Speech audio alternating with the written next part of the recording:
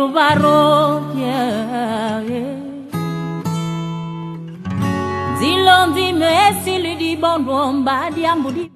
de répondre à votre question, je voudrais d'abord m'acquitter d'un agréable devoir, c'est lui de remercier Comment Info pour l'opportunité que vous m'offrez de m'exprimer à travers votre canal de communication.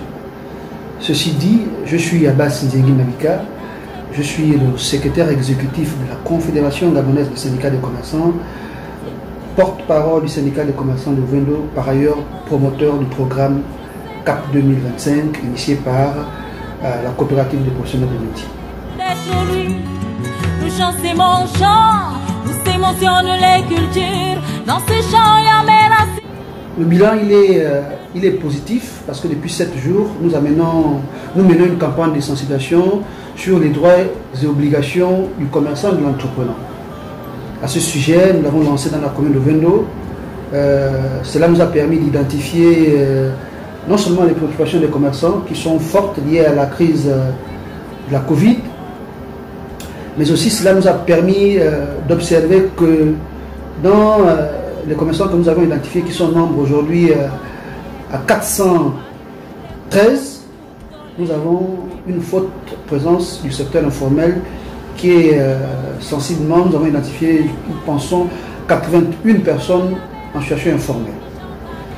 Donc pour nous, nous pensons que l'activité nous permet une fois encore d'interpeller le gouvernement sur la nécessité, n'est-ce pas, de mettre en place des véritables actions visant à accompagner, d'abord à sécuriser les commerçants qui font des efforts, qui sont dans le secteur formel, mais aussi à accompagner les commerçants qui sont dans le secteur dit informel.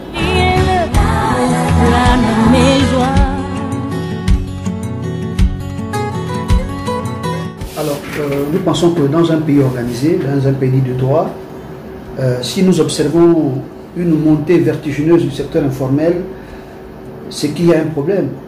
Pour nous, à la Confédération, nous essayons de dire que les collectivités locales sont à l'origine du commerce informel parce qu'elles sont, de par leur proximité, elles connaissent mieux la situation géographique de ces opérateurs économiques. Donc les collectivités locales ont l'obligation, à côté des autres administrations qui ont pour mission de formaliser ces acteurs, n'est-ce pas, une fois encore, comme je disais tout à l'heure, de mettre en place des actions concrètes visant à encadrer ces secteurs.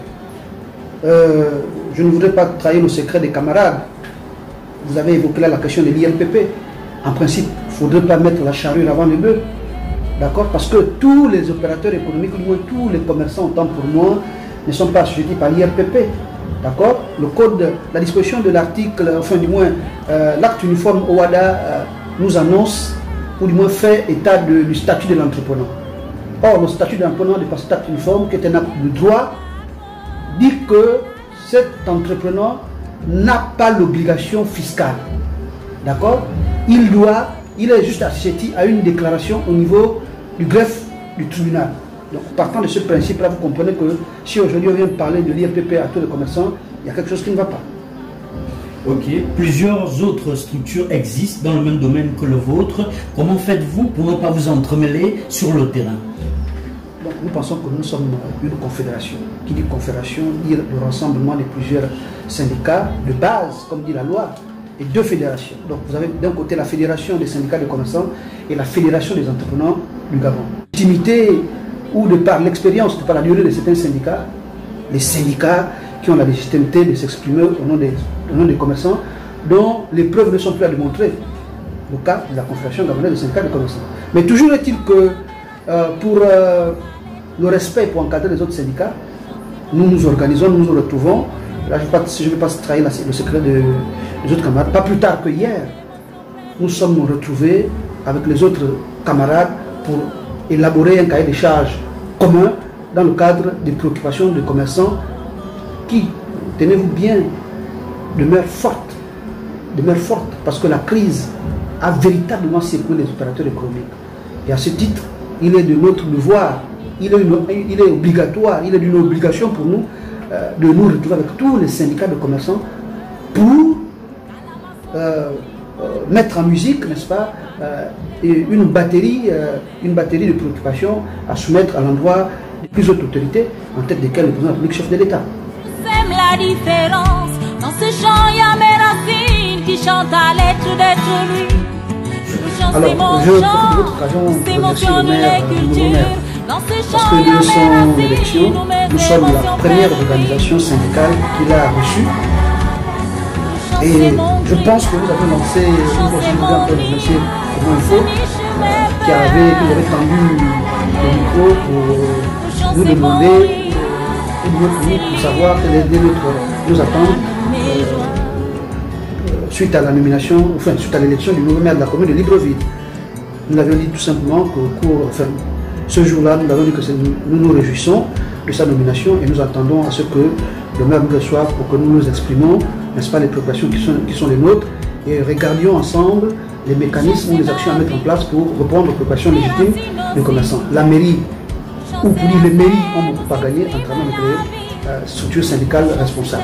Donc, pour nous, le maire, ou du moins la mairie de Libreville, est un partenaire, est un grand partenaire, d'accord, pour laquelle nous nous associons, du moins auprès de laquelle nous nous associons, n'est-ce pas, pour apporter notre modeste contribution au défi que les nouveaux ou du moins le nouveau maire a relevé dans le cadre de sa circonscription administrative.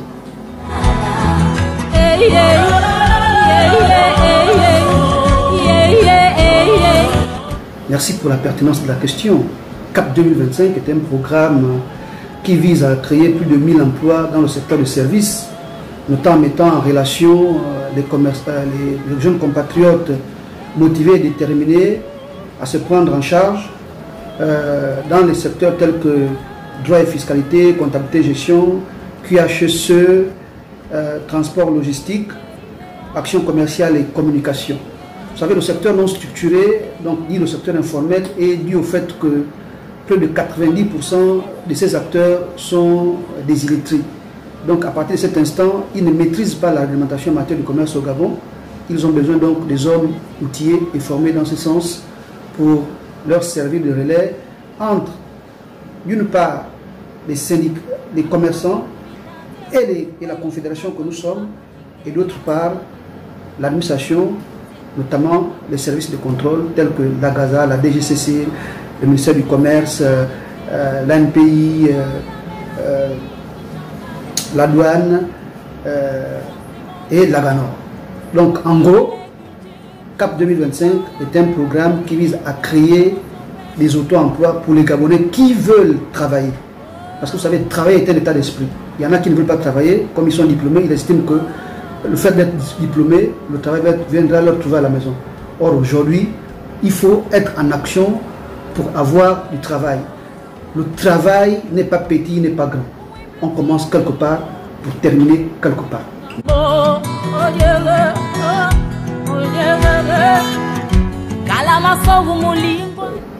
Je vais terminer par votre dernière question pour interpeller les compatriotes.